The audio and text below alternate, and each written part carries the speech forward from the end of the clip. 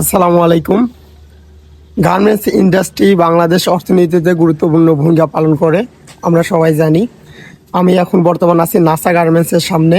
এইটা মূলত আশুলিয়া জিরাবো ইটখোলা অবস্থিত।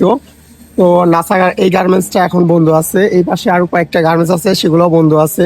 শুধু এইখানে না, বাংলাদেশে অনেক জায়গায় অনেক কারখানা বন্ধ হয়ে গেছে, হোক রাজনীতির কারণে হোক বা যে কোনো কারণে। তবে গার্মেন্টসগুলো বন্ধ হওয়ার কারণে অনেক মানুষ বেকার হয়ে গেছে, অনেক মানুষ চাকরিচ্যুত হয়েছে।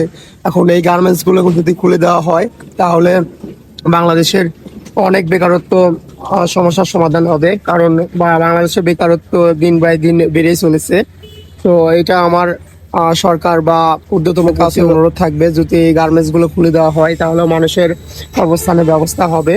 এতে করে আমাদের দেশের অর্থনীতি আরও ডেভেলপ হবে এবং মানুষের জীবন জীবিকা নির্বাহ খুব ভালো চলতে পারবে। এখন দেখতে পাচ্ছেন এইখানে প্রায় অনেক শ্রমিক এইখানে কাজ করতো।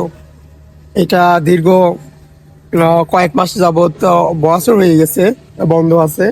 এটা যদি খুলে দেওয়া হয় তাইলে এইখানে আগের মতন কাজ চলবে, পূর্বের মতো। তো আমার পিছনে আসা গার্মেন্টস